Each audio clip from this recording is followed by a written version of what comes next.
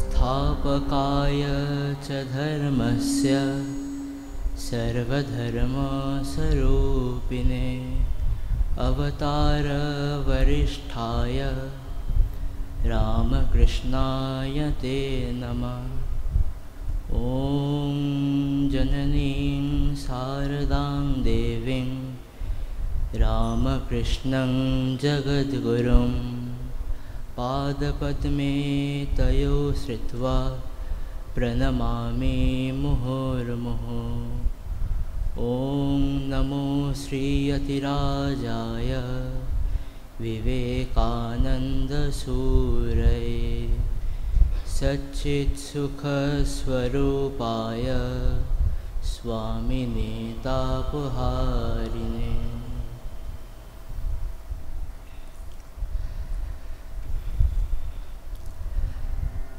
आज पयला मे 1897 ख्रीष्टाब्दे आजकेर दिने ठाकुर श्री रामकृष्ण एवं श्रीमा शारदा देवीर आशीर्वादे स्वामी विवेकानंद रामकृष्ण मठ और रामकृष्ण मिशन स्थापन करेছিলেন। আজকে আমাদের আবার একবার সৌভাগ্য হয়েছে 2024 সালের এই পয়লা মে আবার এই রামকৃষ্ণ মিশনের 128তম ফাউন্ডেশন ডে সেলিব্রেট করবার জন্য। তাই প্রত্যেক বছরের মতোই এই বছর আমরা বৈদিক মন্ত্র উচ্চারণের মাধ্যমে আজকে আমাদের এই অনুষ্ঠান আরম্ভ করব। আমরা সকলেই জানি যে ভারতবর্ষের আধার হচ্ছে সনাতন ধর্ম, আর এই সনাতন ধর্মের মূলেই লুকিয়েছিল বেদ মন্ত্রের উচ্চারণ ও বেদ মন্ত্রের পাঠ। তাই এই বেদ মন্ত্র উচ্চারণ করে শোনাবেন শুভাশিস মণ্ডল, শুভায়ু মণ্ডল, দীপায়ন দাস এবং অভি দাস।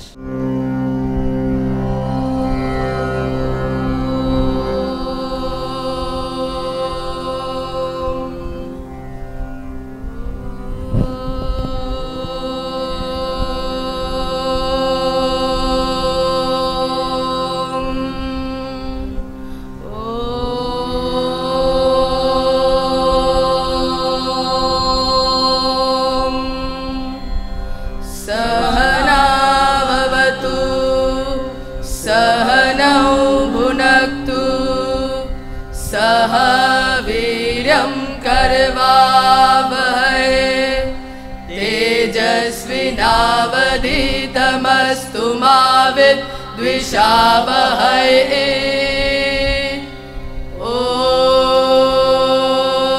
ॐ शान्ति शान्ति शान्तिः। हरिः ॐ।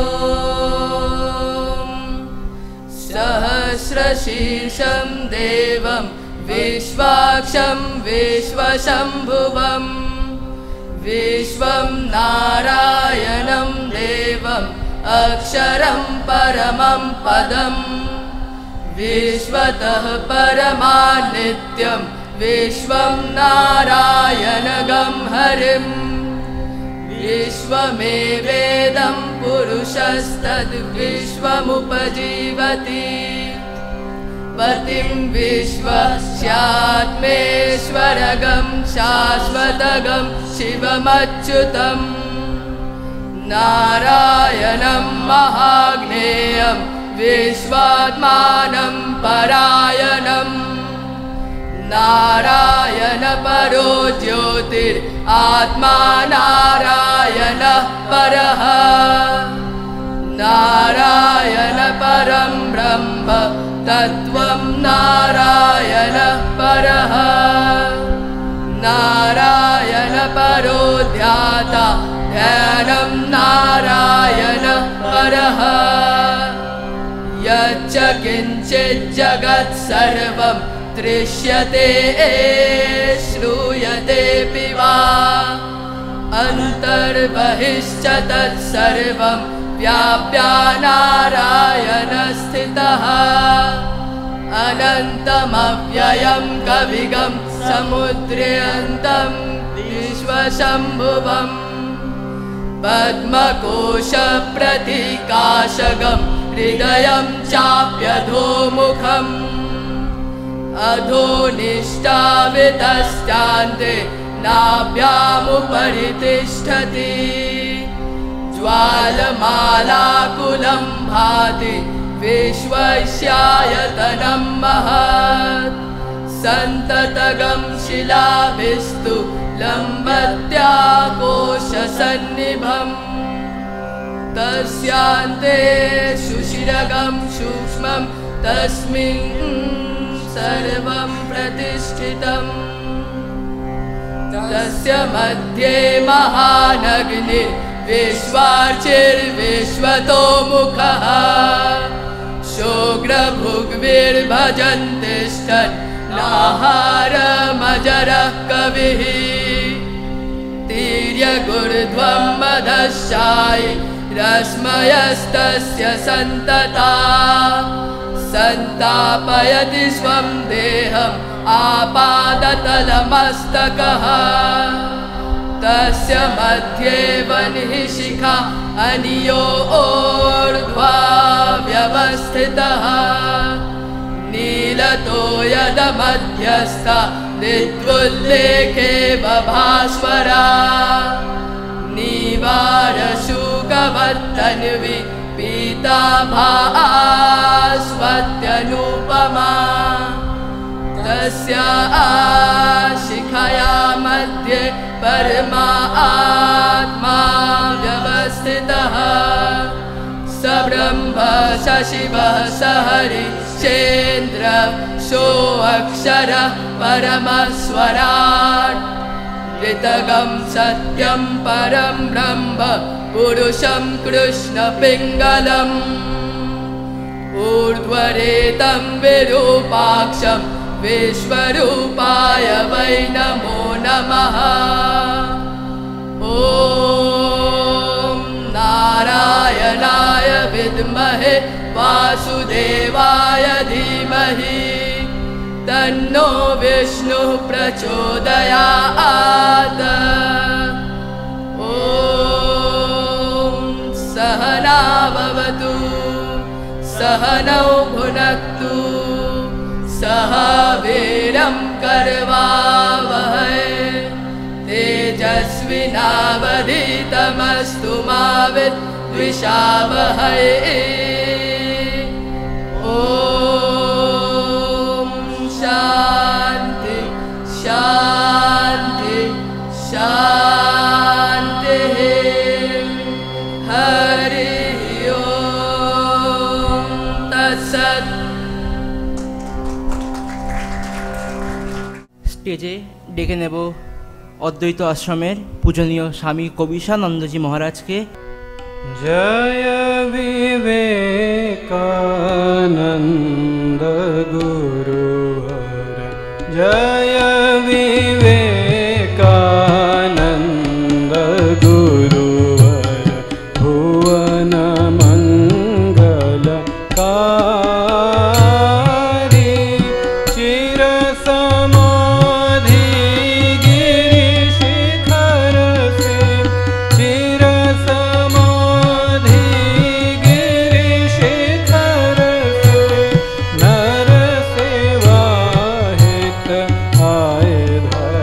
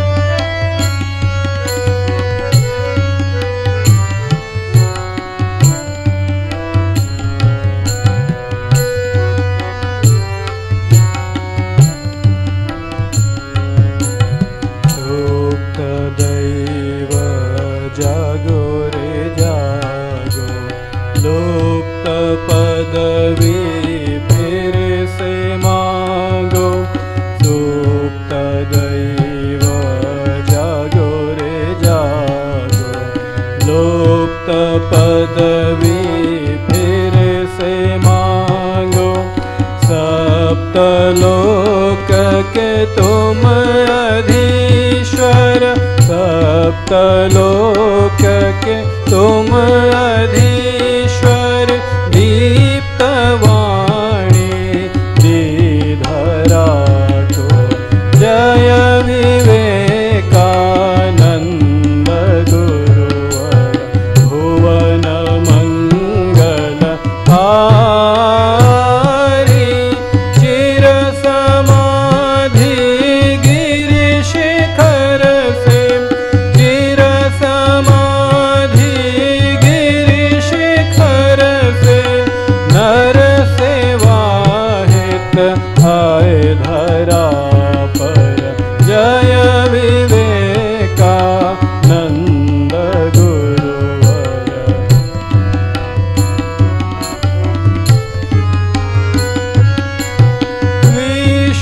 विश्वव्यापक प्रेम मूर्ति, विश्वद्योतक परम ज्ञानी।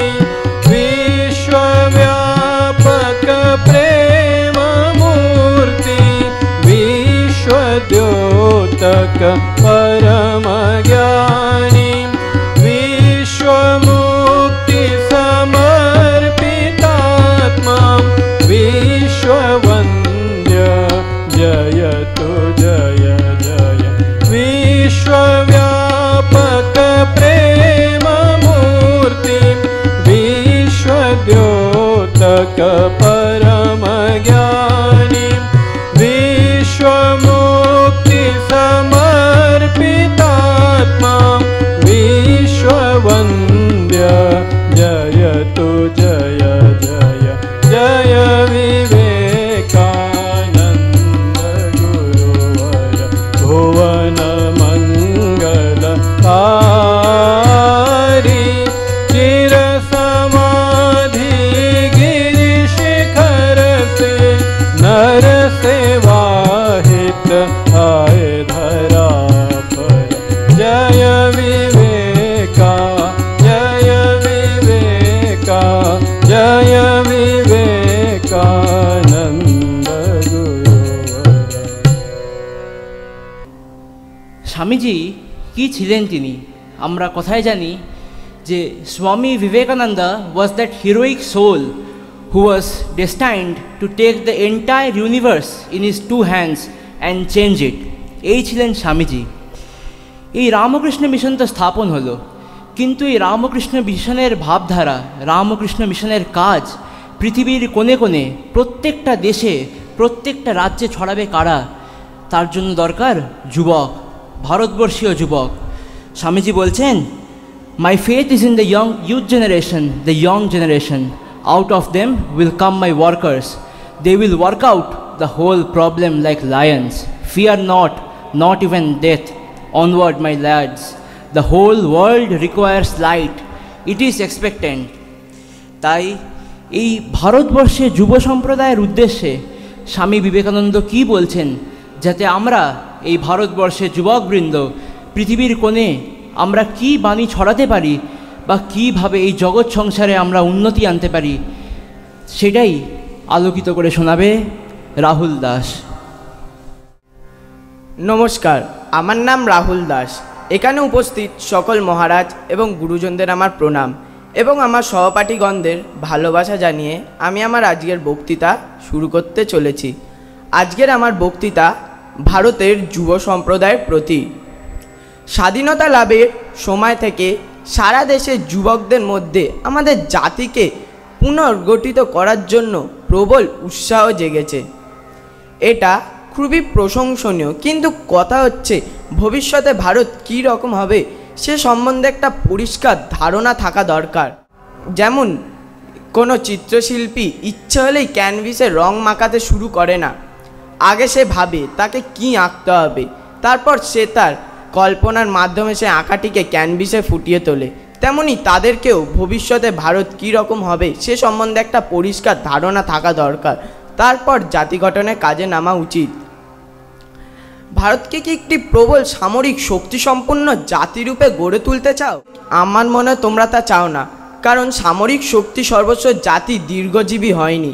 আমাদের জাতি দরিদ্র, জনসাধারণের ভরণ পোষণের জন্য আমাদের সম্পদ চাই। কাজেই আমাদের কেবলমাত্র অন্নবস্ত্র সংস্থা করলেই আমাদের সমস্যার সমাধান হবে না। ঐশ্বর্য থাকা সত্ত্বেও আমেরিকা ও অন্যান্য উন্নত দেশগুলি মানসিক শান্তি ও আনন্দে আছে কি? না, তা নেই। সেখানকার যুবজীবনের দিকেই দেখো না। প্রাচুর্যের মধ্যে বড় হওয়া সত্ত্বেও একদল ছেলেমেয়ের মন ব্যর্থতা ও নিরাশায় ভরে গেছে। তারা মনে করে তাদের জীবনে পাওয়ার মতো কিছু নেই, ভবঘুরের মতো ঘুরে বেড়াচ্ছে তারা। তাদের মধ্যে অনেকেই খুব ধনী, কিন্তু জীবনের লক্ষ্য না পাওয়া এক ধরনের ভয়াবহ মনে উদাসীনতা বাসা বেঁধেছে। সামরিক শক্তি আমাদের প্রয়োজন স্বাধীনতা রক্ষা করার জন্য, প্রতিবেশী দেশকে লুণ্ঠন করার জন্য নয়। তাই আমি বলবো, সম্পদ আমাদের চাই দরিদ্র জনসাধারণের ভরণ পোষণের জন্য।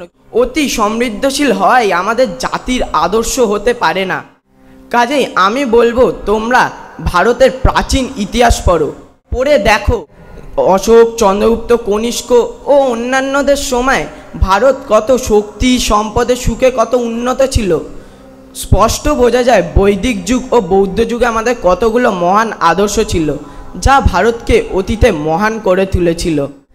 কিন্তু পরে তার অধঃপতন ঘটল কিভাবে? এই অধঃপতনের কারণ আমাদের খুঁজে বের করতেই হবে। কাজেই যেই আদর্শগুলো ভারতকে অতীতে মহান করে তুলেছিল, সেগুলি আমাদের ভবিষ্যতে ভারতের কাজে গ্রহণ করতে হবে। যা অধঃপতনের কারণ, সেগুলিকে ত্যাগ করতে হবে। আর সঙ্গে নিতে হবে শিল্প ও বিজ্ঞান, যা নতুন। যুবক বন্ধুগণ, আমরা মানুষ, ভগবান আমাদের বিচার শক্তি দিয়েছে তা ব্যবহার করার জন্য। কাজেই আমার পরামর্শ হলো, কেউ যদি জোর করে কিছু বলা মাত্রই আমরা বিচার না করে পশুপালের মতো চালিত হব কেন? বর্তমান এবং অতীতের সমস্ত তথ্য সংবাদই তোমরা সংগ্রহ করো, তা নিয়ে গভীর চিন্তা করো, তারপর ভবিষ্যতের পরিকল্পনা করো। উচ্ছ্বাসের দ্বারা চালিত হও না। সর্বপ্রথম এবং সর্বাধিক প্রয়োজন হলো চরিত্র। চরিত্র বল ছাড়া কোনো মহান লক্ষ্য লাভ হয় না। আগে নিজের চরিত্র গঠন করো, তারপর ভারতের উন্নতির কথা ভাববে। তোমরা নিজের বিচার শক্তি ব্যবহার করে স্থির করো কীরকম ভারত তোমরা গড়তে চাও, এবং স্থির সংকল্প করে এমনকি জীবনপণ করে কাজে নামো। নমস্কার। ডেকে নেব স্পন্দন ব্যানার্জিকে। A brief idea about Ramakrishna Mission.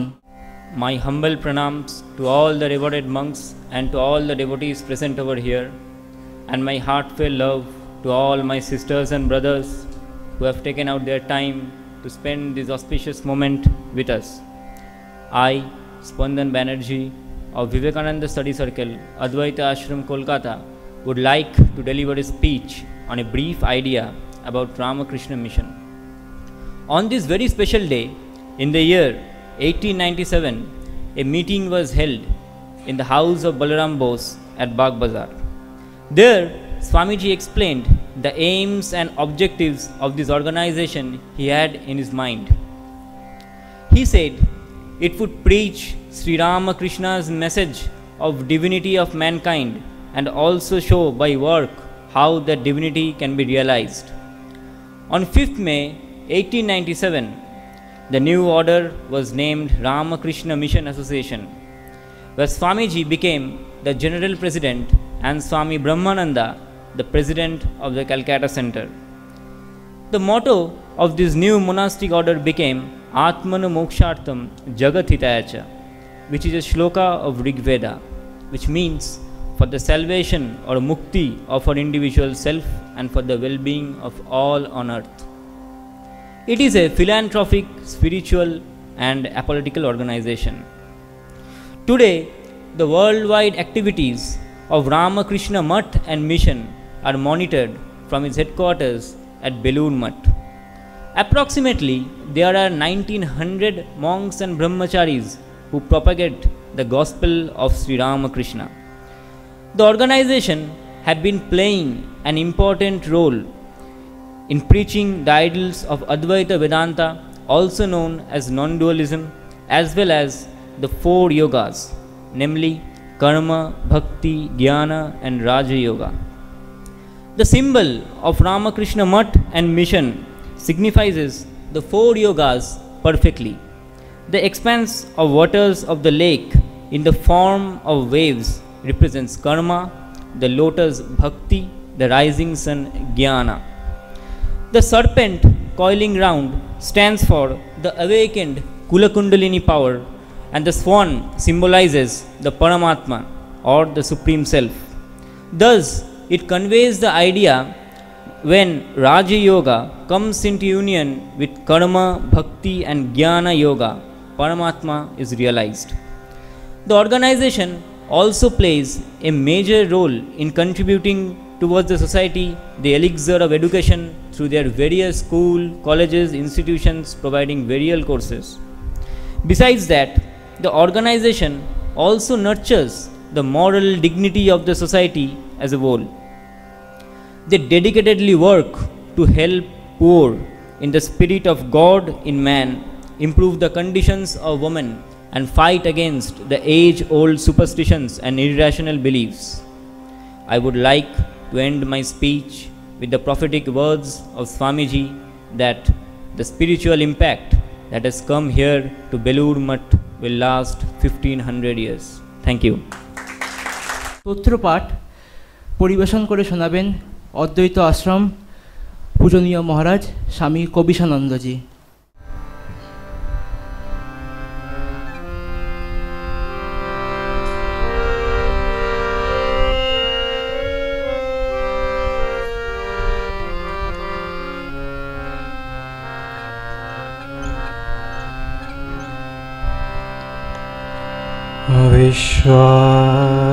विश्वाचार्यं जगत्वन्द्यं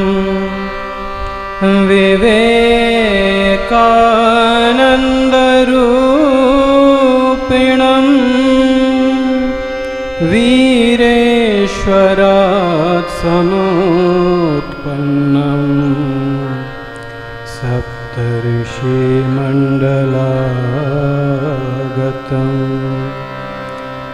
ज्ञानभक्तिप्रदातारं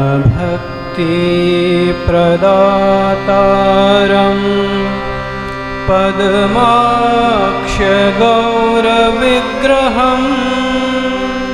ध्यायेद्देवं ज्योतिपुञ्जं लोककल्याणकारिणं विश्वाचार्यं जगतवंद्यम।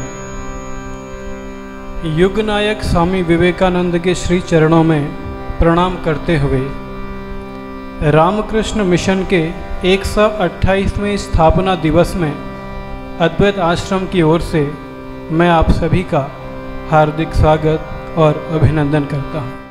आज का दिन हम सभी के लिए अत्यंत ही महत्वपूर्ण और गौरवशाली दिन है, क्योंकि आज ही के दिन युगाचार्य स्वामी विवेकानंद ने रामकृष्ण संघ की स्थापना की थी और जो आज पूरे विश्व में अपनी सेवाओं के लिए, अपनी निस्वार्थ सेवाओं के लिए पूरे विश्व में भली भांति जाना जाता है। और यह हम सभी का परम सौभाग्य है, हम जितने भी यहाँ उपस्थित हैं हम इस संघ से जुड़े हैं।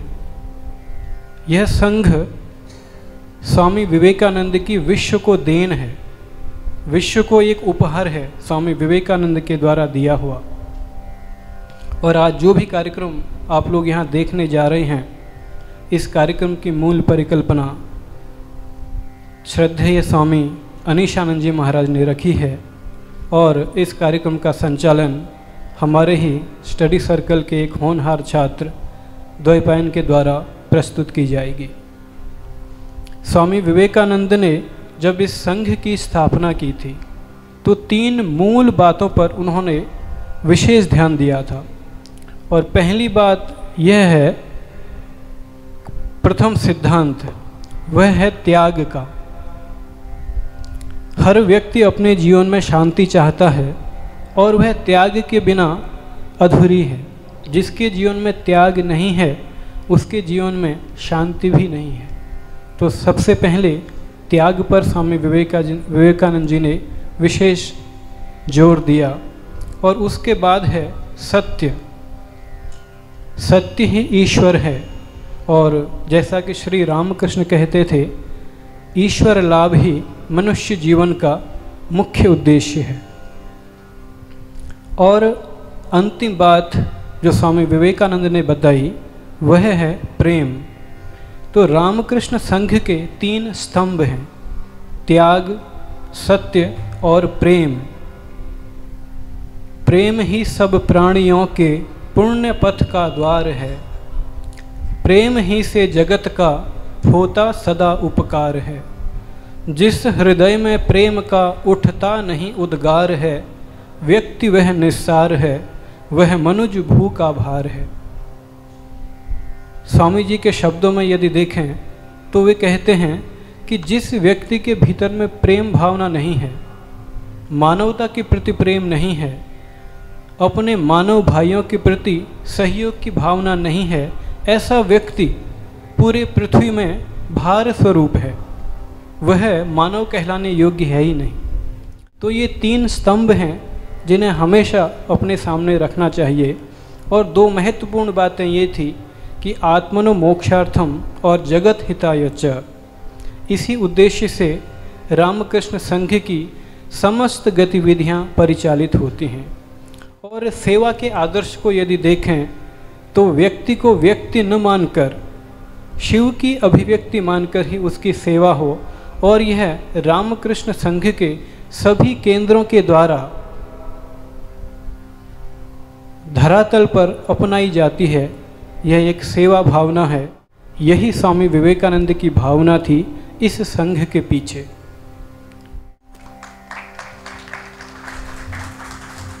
আমাদের বিবেকানন্দ স্টাডি সার্কেলের কোঅর্ডিনেটর পূজনীয় স্বামী অনিশানন্দজি মহারাজকে, যিনি Ramakrishna mission, it's ideas and ideals and it's application in present days, অর্থাৎ রামকৃষ্ণ মিশনের আদর্শ ও বর্তমানে তার প্রয়োগ, এর ওপর বক্তব্য রাখবেন। ধন্যবাদ।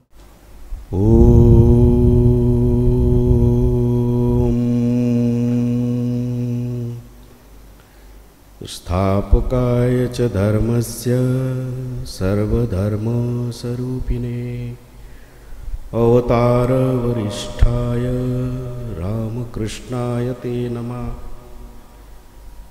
जननीं शरदां देवीं रामकृष्णं जगद्गुरुं पादपद्मे तयोः श्रुत्वा प्रणमामि मुहुर्मुहुः। नमः श्रीयतिराजाय विवेकानन्दसूरये सच्चित् सुखस्वरूपाय स्वामिने तापहारिणे। ओम शांति शांति शांति।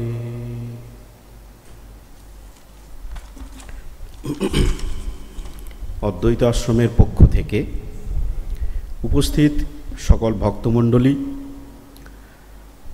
অনুরাগী এবং স্টাডি সার্কেলের সদস্য, আপনারা এত কষ্ট করেও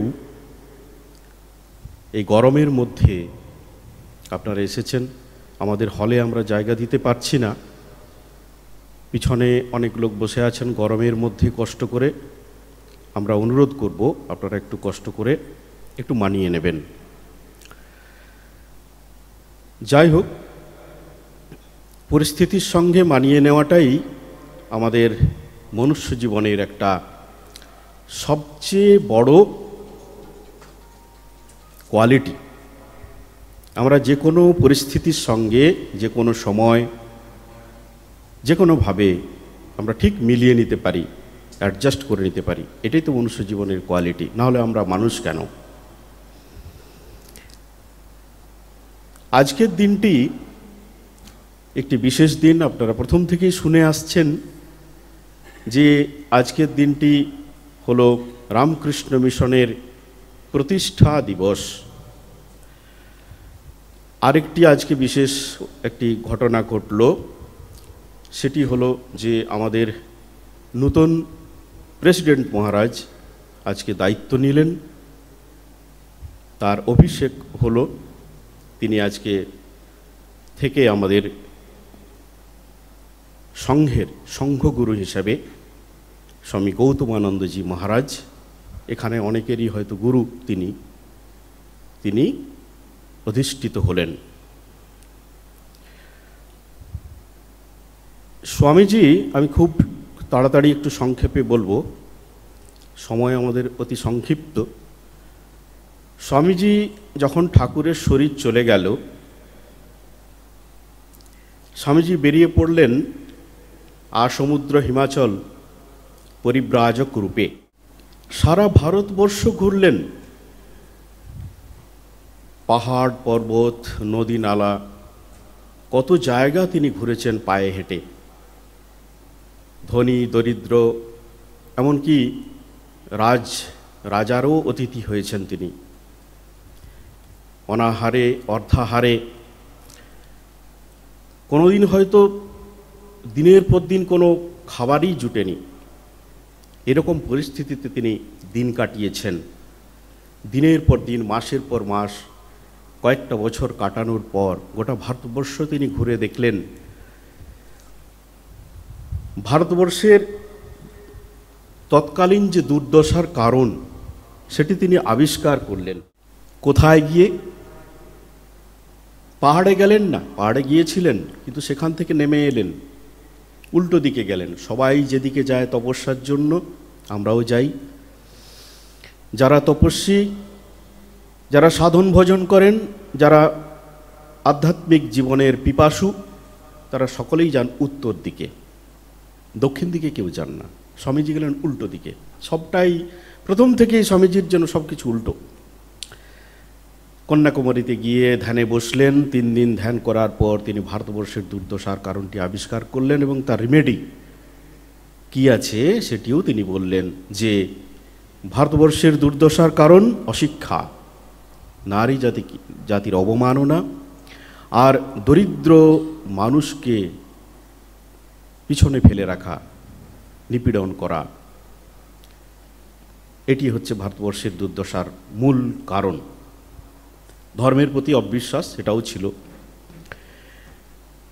তিনি বললেন যে শিক্ষা চাই, খাদ্য চাই, বাসস্থান চাই, এবং নারী জাতিকে সর্বশ্রেষ্ঠ পূজার আসনে বসাতে হবে, যেটি ঠাকুর করেছিলেন মাকে।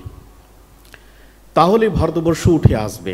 এই কিছুক্ষণ আগে আমরা বক্তৃতায় শুনছিলাম না, ক্যানভাসে ছবি আঁকতে গেলে যেমন একজন চিত্রকর আগে ভেবে নেন যে তিনি কি আঁকবেন, তারপর সে ক্যানভাসের ছবিটি ফুটিয়ে তোলেন।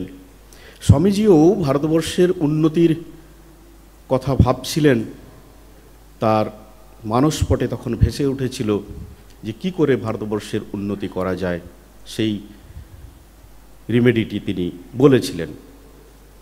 সেই মেডিসিনটি তিনি আবিষ্কার করে এবং সকলের সামনে তিনি বলে দিয়েছিলেন।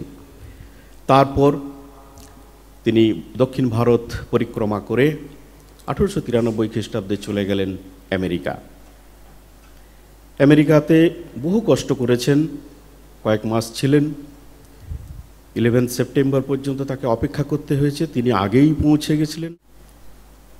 তারপর 11 সেপ্টেম্বর বিশ্ব মহাধর্ম সম্মেলনে স্বামীজি কয়েকটি কথা বললেন।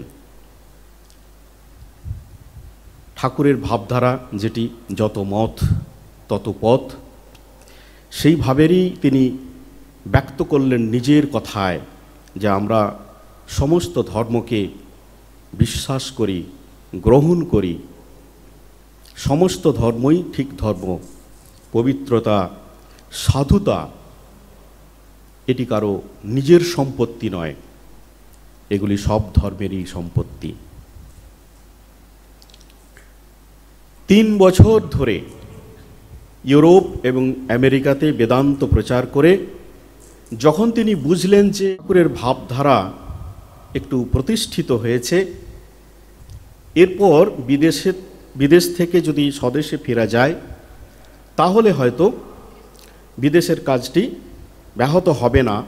গুরু ভাইদের ডেকে কাউকে কাউকে বিদেশের কাজের দায়িত্ব দিয়ে তিনি স্বদেশে ফিরলেন। কলম্বো থেকে দক্ষিণ ভারত ঘুরে নিজের জন্মভূমি কলকাতাতে পা রাখলেন 19শে ফেব্রুয়ারি শিয়ালদায়। কি উন্মাদনা, কি উত্তেজনা, কি উচ্ছ্বাস, সে বলে প্রকাশ করা যায় না। চলে গেলেন গোপাললাল শীলের বাড়িতে। সেখানে তার সঙ্গে যারা এসেছিলেন, mister severe, Mrs severe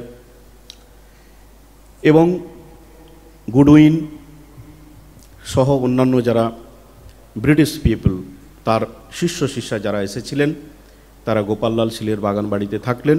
Swamiji চলে গেলেন আলমবাজার মঠে। তখন আলমবাজারে মঠ শিফট হয়েছে। সেখান থেকে কলকাতাতে মাঝে মাঝে এসে ভক্তদের জিজ্ঞাসার বিভিন্ন রকম প্রশ্নের উত্তর তিনি দিতেন, আর তার ব্রিটিশ যে শিষ্যরা ছিলেন তাদের সঙ্গে কথা বলে যেতেন। তারপর স্বামীজি কী করলেন, খুব সংক্ষেপে যাচ্ছি। 1897 সালের এই 1 মে দিনটিতে, আজকের দিনটিতে, স্বামীজি বলরাম বোসের বাটিতে বাগবাজারে রামকৃষ্ণ মিশন অ্যাসোসিয়েশন নামে একটি সংস্থা প্রতিষ্ঠা করলেন। সেখানে নিজের গুরু ভাইরা ছিলেন, অন্যান্য গৃহী ভক্তরাও সেখানে উপস্থিত ছিলেন। সকলের উপস্থিতিতে, সকলের সম্মতি নিয়ে রামকৃষ্ণ মিশন প্রতিষ্ঠা হয়ে গেল। এটি একটি ঐতিহাসিক ঘটনা। কেন ঐতিহাসিক ঘটনা? বলা হচ্ছে যে বিশ্বের ইতিহাসে এই ধরনের ঘটনা আর ঘটেনি। অনেক স্পিরিচুয়াল অর্গানাইজেশন তৈরি হয়েছে, কিন্তু রামকৃষ্ণ মিশনের মতো এরকম স্পিরিচুয়াল অর্গানাইজেশন বিশ্বের ইতিহাসে প্রথম। স্বামীজি যুগাচার্য এবং তিনি ঠাকুরের একদম হাতে গড়া, স্বয়ং শিবকে তিনি নিজের হাতে গড়ে তাঁর ভাবধারাটি বিশ্বের দরবারে পৌঁছে দেওয়ার জন্য স্বামীজি প্রতিষ্ঠা করলেন নেপথ্যে ঠাকুর। এই কারণেই ঐতিহাসিক যে এই সংঘটি একদম নবীন সংঘ।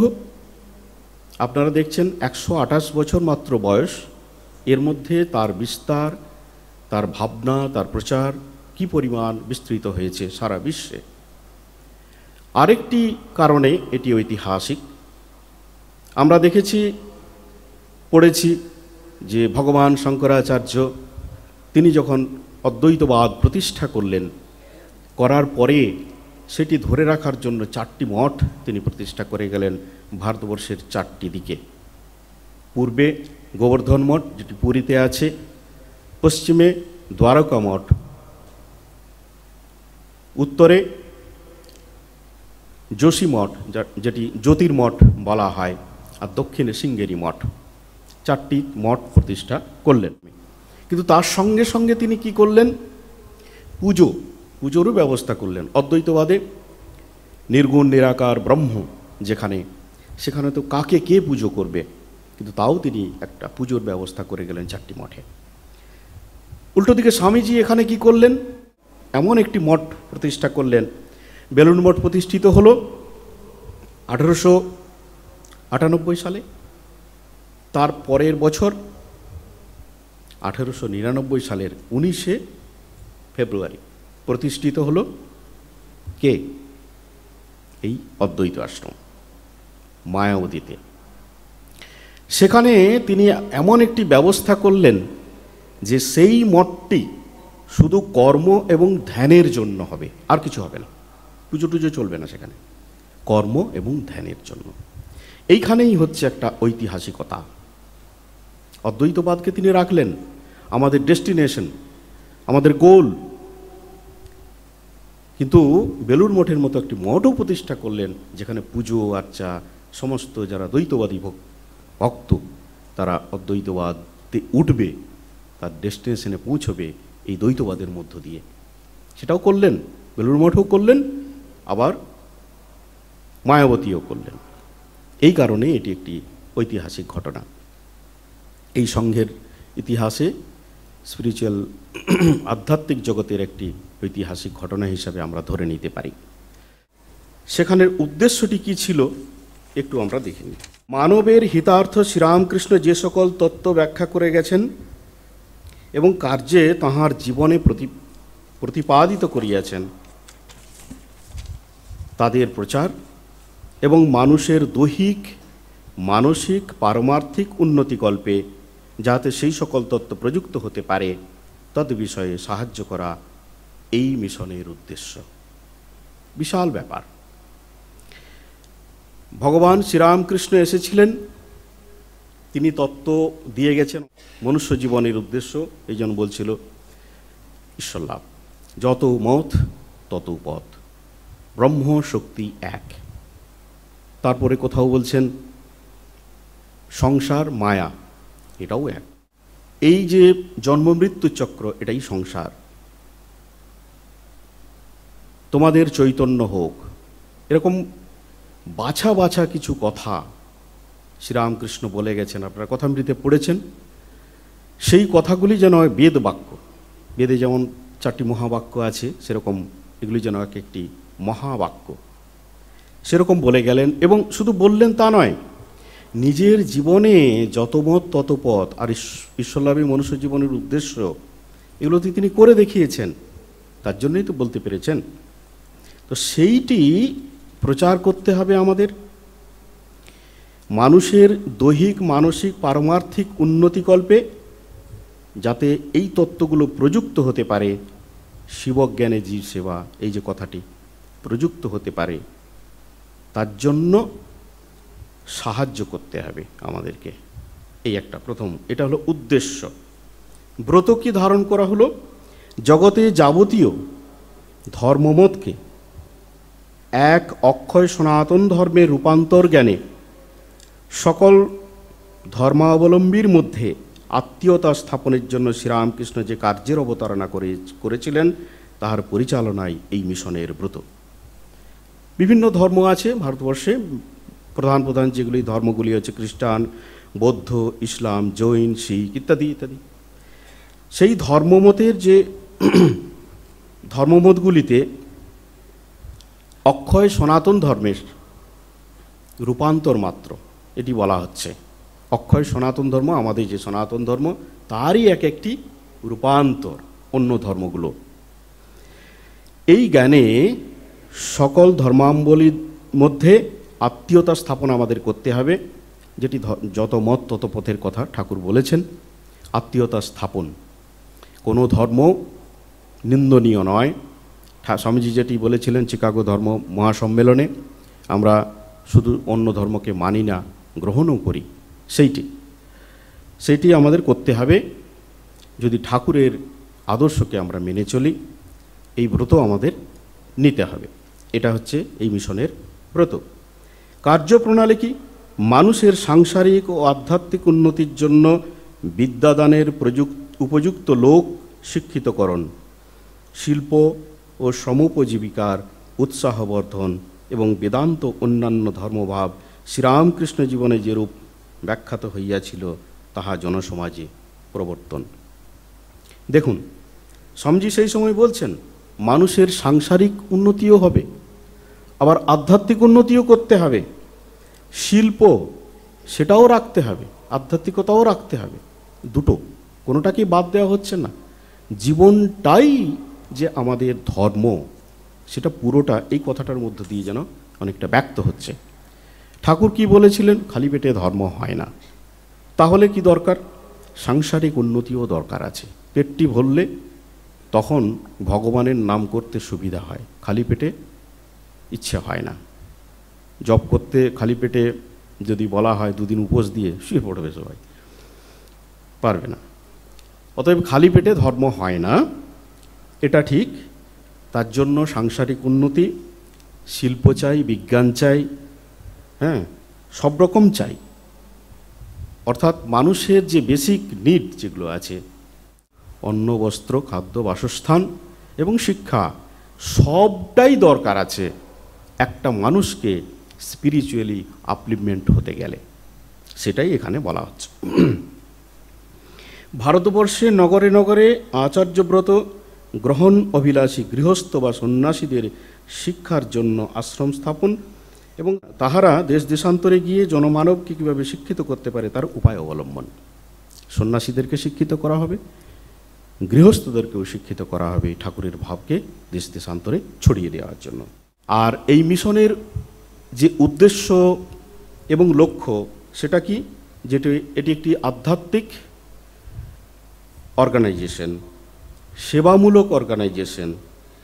রাজনীতির সঙ্গে এর কোনো সম্পর্ক নেই। আমরা ভোট দিই না, মিছিলে বেরোই না, ঝান্ডা ধরি না। অতএব এই সংঘের যারা সদস্য হতে পারবেন তারা কারা হতে পারবেন? উপরে যে উদ্দেশ্যগুলি আমি পড়লাম এতক্ষণ ধরে, সেই উদ্দেশ্যগুলির সহিত যাহার সহানুভূতি আছে এবং যিনি বিশ্বাস করেন শ্রীরামকৃষ্ণ জগতে কোনো বিশেষ কার্য সাধনের জন্য আবির্ভূত হইয়াছিলেন, তিনি এই সংঘের সদস্য হইতে পারিবেন।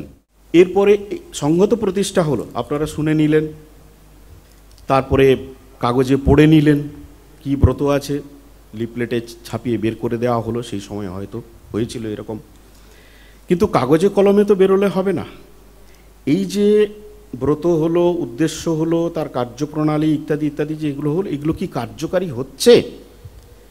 যদি কার্যকারী হয়ে থাকে, যদি কেউ একটা তত্ত্ব বা একটা সূত্র বা একটা ফর্মুলাকে একটা বের করালো, তার ব্যবহারিক প্রয়োগ কি আছে? সেটা যদি না থাকে তাহলে মানুষ গ্রহণ করবে না, যত বড় সে তত্ত্বই হোক না কেন, মানুষ গ্রহণ করবে না, অলিক কল্পনা বলে দেবে সেটা। তো সেটা কার্যকারী কি হচ্ছে, তবে তো মানুষ আসবে। আপনারা যে এসেছেন আপনারা দেখছেন নিশ্চয়ই কার্যকারী হচ্ছে। এবং নিজেদের জীবনে কিছু কিছু আপনারা যদি সেটা দেখে, উদাহরণ দেখে যদি আপনারা নিজেরাও যদি একটু ফলো করতে শুরু করেন, তাতে যদি রেজাল্ট পান, তখন এই যে উদ্দেশ্য, এই যে তত্ত্ব ইত্যাদি যেগুলো বললাম, সেগুলোর প্রতি আপনাদের শ্রদ্ধা আসবে এবং অর্গানাইজেশনের প্রতি শ্রদ্ধা আসবে এবং ভালোবাসা আসবে এবং আপনারাও সেটা পালন করার ইচ্ছা প্রকাশ করবেন। সেটা হচ্ছে কি দেখা যাক হচ্ছে কি না। হ্যাঁ, এটা হচ্ছে। এই যে সন্ন্যাসী সংঘ,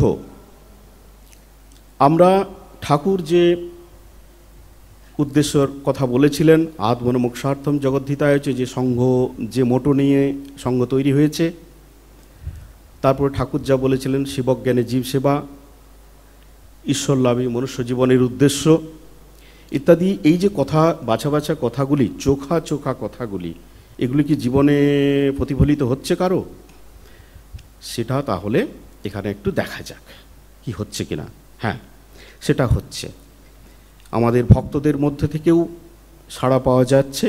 আর সন্ন্যাসীরা তো তারা ঘর সংসার ত্যাগ করেছেন, বাবা মা ছেড়ে এসেছেন ওই কাজটা করার জন্যই। এই ব্রত নিয়েই তো তারা সন্ন্যাসী হয়েছেন। শাস্ত্র অনুসারে তাদের জীবনটা প্রতিফলিত হচ্ছে কিনা, তার সঙ্গে ঠাকুরের কথার মিল হচ্ছে কিনা, তাহলেই এটা বোঝা যাবে। অনেক বড় আলোচনা, যদিও আমি খুব সংক্ষেপে দু একটা কথা বলবো, আপনারা একটু যদি বোঝাতে পারি তাহলে ভালো।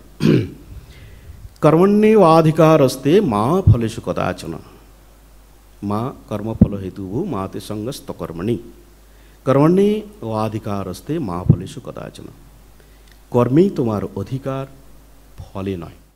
কর্মফলের জন্য তুমি কর্ম করবে না, আবার কর্ম ত্যাগও করবে না। কর্ম করো, নিষ্কামভাবে কর্ম করো, এটি বলতে চাইছেন। তাহলে কিভাবে আমাদের কর্ম করতে হবে? কর্মফলে অধিকার নেই, কর্মে অধিকার আছে, তাহলে কিভাবে কর্মটা করব? যোগস্থ কুরু কর্মাণি সংত্যক্তা ধনঞ্জয় সিদ্ধ সিদ্ধ সমভূতা সমত্তম যোগ উচ্যতে। যোগস্থ কুরু কর্মাণি, যোগস্থ হয়ে, অনেক জায়গায় যোগস্থ কথার অর্থ করেছেন নিষ্কামভাবে। কর্মফল ত্যাগ করে নিষ্কামভাবে কর্ম করতে বলছেন। কুরু কর্মাণি, কর্ম করো। সিদ্ধি অসিদ্ধিতে সমত্ব ভাব, আর যেটাকে বলা হয় যোগ, সমত্ব ভাব রাখতে হবে, দিয়ে আমাদের কর্ম করতে হবে। এটা কর্মীদের। এবং রামকৃষ্ণ মিশনে এই ধরনের কর্মী কি আছে? অবশ্যই আছে। তারা এই যে শিবজ্ঞানে জীব সেবার যে কর্মটি করছেন তারা নিষ্কামভাবেই করছেন। এই কর্মটিতে তারা ফল নিচ্ছেন না, ফল নিষ্কামভাবে করার চেষ্টা করছেন। আরেকটি ঈশ্বরার্পণ বুদ্ধিতে এই কর্মগুলি তারা করছেন। যা ফল হলো কর্ম করার পর ঈশ্বরের চরণে সেটি অর্পণ করে দিই আমরা, যে তুমি আমাকে শক্তি দিয়েছ, তুমি আমাকে বুদ্ধি দিয়েছ, তুমি আমাকে করার এই অঙ্গ প্রত্যঙ্গ সমস্ত কিছু দিয়েছ, তোমারই দেহ, তোমারই মন, তোমারই বুদ্ধি, সব কিছু তোমার দ্বারাই চালিত হয়ে আমি এই কর্মটি করেছি, অতএব ফলও তোমার, আমার নয়। এইভাবে সাদা কথায় অকপটে আমরা ফলটি ঠাকুরের শ্রীচরণে অর্পণ করে দিই। আর যিনি নিষ্কামভাবে কর্ম করতে পারছেন তিনি অনেক অনেক উঁচু স্তরের সাধু। আপনারাও করছেন নিশ্চয়ই, এটা মানতেই হবে। তারপর ভক্ত কিভাবে কর্ম করছেন? যৎ করোষি যদস্নাসি যজ্জুহসি দদাসি যৎ তপস্যসি কন্তেয় তৎকুরুষ্য মদর্পণম, ঈশ্বর অর্পণ বুদ্ধিতে তিনিও করছেন। যা কিছু করো, যৎ করোষি, যা কিছু করো, যৎ স্নাসি, যা কিছু খাবে, জুহসি, দদাসি, যা কিছু, যা তপস্যা করবে, সব আমাকে অর্পণ করে দাও, শ্রী ভগবান বলছেন।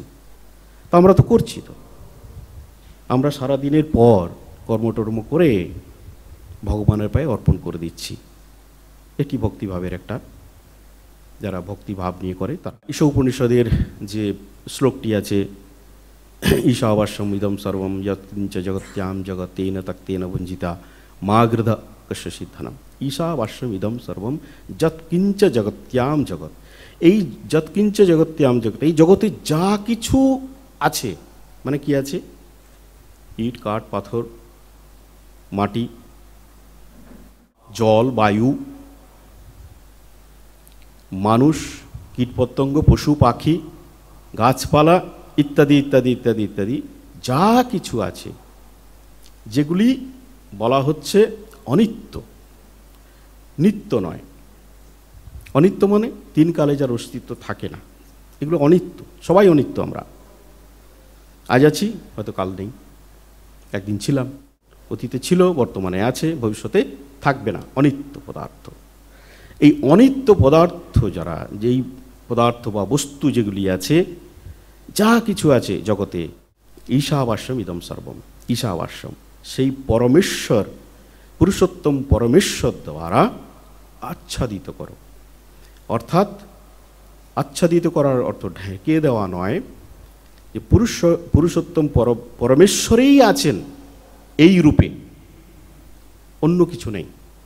গড অ্যালোন ইজ, স্বামীজি বলছেন, ভগবানই আছেন, পরমেশ্বর পুরুষোত্তমই আছেন। এইরকম একটা অপরিচ্ছিন্ন একটা দৃষ্টিভঙ্গি, একটা সর্বাত্মক দৃষ্টিভঙ্গি, যে দৃষ্টিভঙ্গিটা আমাদের সর্বম খলু ইদম ব্রহ্ম, এই অনুভূতিকে প্রকাশ করে, অনুভূতিকে ইঙ্গিত করে।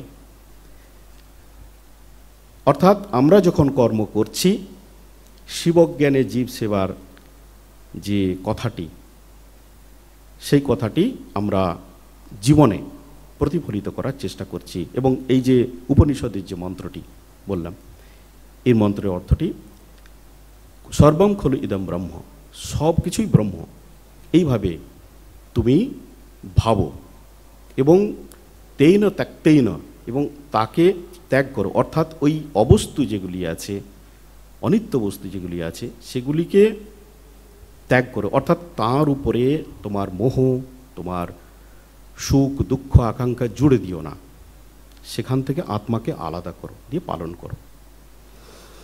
এই অর্থাৎ শিবজ্ঞানে জীব সেবা, সমস্ত বস্তুকে আচ্ছাদিত করছি আমরা কি শিব এই দিয়ে দিয়ে আমরা শিব ভেবে, নারায়ণ ভেবে সমস্ত মানুষের আমরা সেবা করে যাচ্ছি।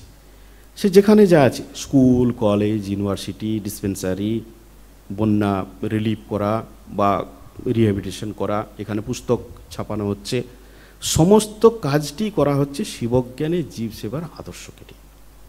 এটা হলো জ্ঞানী। আর যোগীর কাজ তো এইগুলোর মধ্যে দিয়ে আমরা ধ্যান, জপ, তপস্যা, বিভিন্ন রকম কঠোরতা ইত্যাদি করে যাচ্ছি। অর্থাৎ ফলাকাঙ্ক্ষা ত্যাগ করে সিদ্ধি অসিদ্ধিতে সমভূত্বা, সমত্ব দৃষ্টি রেখে আমরা সমস্ত কাজ করে যাচ্ছি। এবং আপনারা করছেন, আপনারাও করছেন, ভক্তেরা করছেন। তার ফলে তো এই সংঘটা রয়েছে, এত বছর ধরে সংঘটা চলছে।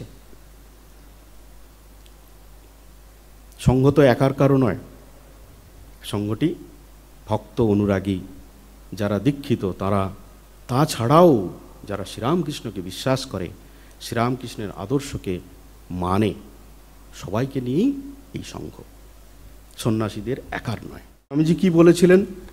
ব্রহ্ম হতে কীট পরমাণু, সর্বভূতে সেই প্রেমময়, মন প্রাণ শরীর অর্পণ করো সখে, এসব আর পায়। বহুরূপে সম্মুখে তোমার ছাড়ি কোথা খুঁজিছ ঈশ্বর, জীবে প্রেম করে যেই জন, সেই জন সেবিছে ঈশ্বর। এই ভাবটি খুব সহজ সরলভাবে স্বামীজি বলেছেন। সব কিছু আছে এর মধ্যে, সব কিছু এর মধ্যে আছে, জ্ঞান, ভক্তি, কর্ম, যোগ ইত্যাদি। তো এইভাবেও আমরা কর্ম করে যাচ্ছি। তার ফলে মানুষের বিশ্বাস, মানুষের আস্থা এই সংঘের প্রতি হচ্ছে। তাই দিনে দিনে ভক্ত অনুরাগীদের সংখ্যা বেড়ে চলেছে। এই সংঘের আদর্শ সম্পর্কে, এই আদর্শের যে বাস্তবায়ন, সেটি স্বামী শুদ্ধানন্দজি মহারাজ কীভাবে বলেছেন?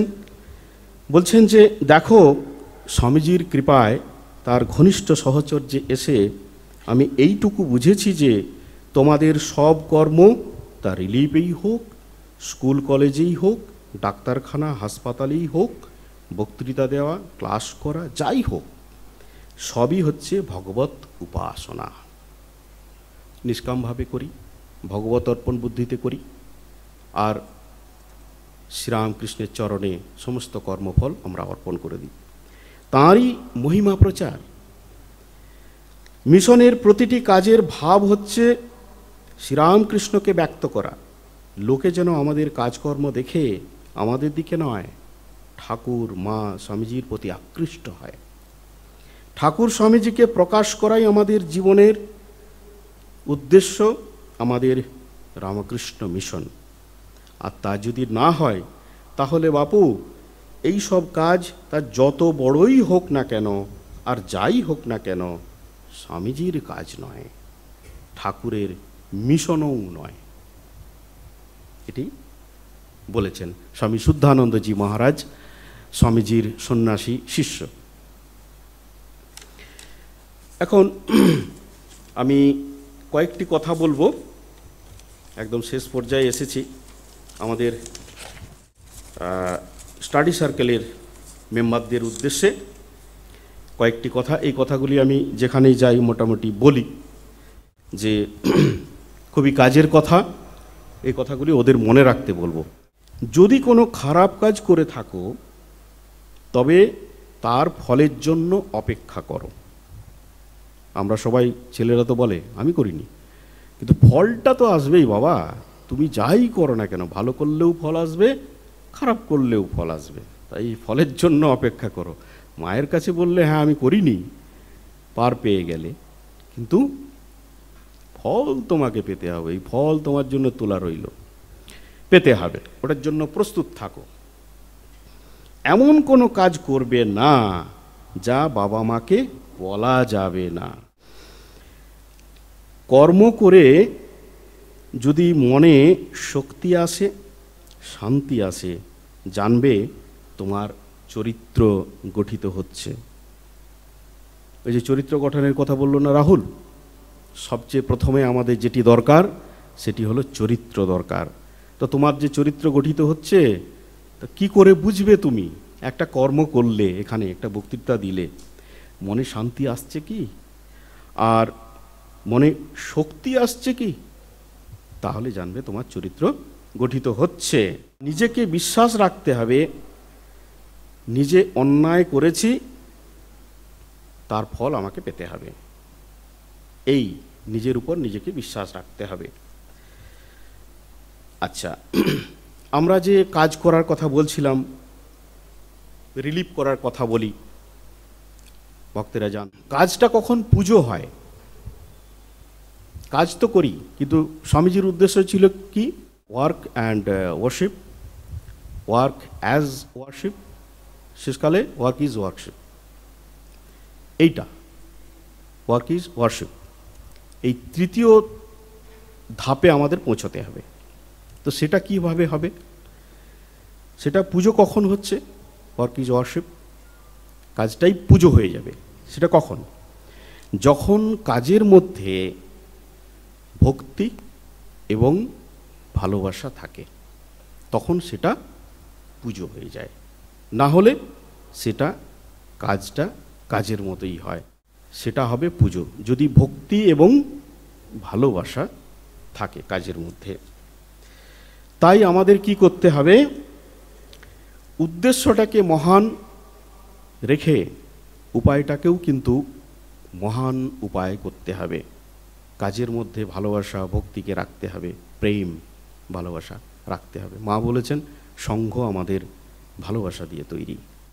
এখানে এমন একটি অর্গানাইজেশন যেখানে মানুষের যতগুলি কোয়ালিটি আছে, সব কোয়ালিটিগুলোকে সে কাজে লাগাতে পারে, সেই কোয়ালিটিগুলোকে সে স্পিরিচুয়ালাইজড করতে পারে। কিভাবে? কেউ গান গাইতে পারেন, কেউ নাচতে পারেন, কেউ বক্তৃতা দিতে পারেন, কেউ ভালো রান্না করতে পারেন, কেউ ভালো ধ্যান করতে পারেন, কেউ ভালো বাড়ির গুছানো কাজ করতে পারেন, নানা রকম পুজো করতে পারেন, পাঠ করতে পারেন। ভগবত অর্পণ বুদ্ধিতে ভগবানের শ্রীচরণে অর্পণ করে দেবেন। অতএব আমাদের আজ থেকে যা কিছু করবেন আপনারা, এই অর্গানাইজেশনের যে ভাব উদ্দেশ্য, সেইগুলিকে ফুটিয়ে তোলার চেষ্টা করুন। ঠাকুরকে, স্বামীজিকে, মাকে ফুটিয়ে তোলার চেষ্টা করুন। এই কথা আর একটি কথা বলে শেষ করছি। রামকৃষ্ণ মিশন এক মহাশক্তি, বিপুল ভাবধারার প্রাণ কেন্দ্র, বিশ্ব মানবের জন্য এক অতুলনীয় অপরিহার্য নির্মাণ। যুগপুরুষ, যুগজননী এবং যুগাচার্য, এই দিব্যত্রয়ীর মিলিত মহাকাব্য রামকৃষ্ণ মিশন। দিশাহারা মানব জীবনে রামকৃষ্ণ মিশন এক আশ্চর্য আলোকবর্তিকা, সাধনা এবং সংগ্রামের প্রেরণা উৎস। ব্যক্তি জাগরণে, জাতির জাগরণে, দেশের তথা পৃথিবীর জাগরণে এর ভূমিকা অপরিসীম। আমাদের কল্যাণের জন্যই রামকৃষ্ণ মিশনের নির্মাণ প্রতিষ্ঠা। রামকৃষ্ণ মিশন এক মহাপূজার নাম। একে আশ্রয় করে এক আধ্যাত্মিক বন্যা আজ বিশ্বময় প্রবাহমান। স্বামীজি বলেছেন এই বন্যা আগামী ১৫০০ বছর পর্যন্ত প্রবাহিত হবে। সকলকে অনেক ধন্যবাদ, শুভেচ্ছা, নমস্কার জানাই এতক্ষণ এই বকর বকর শোনার জন্য।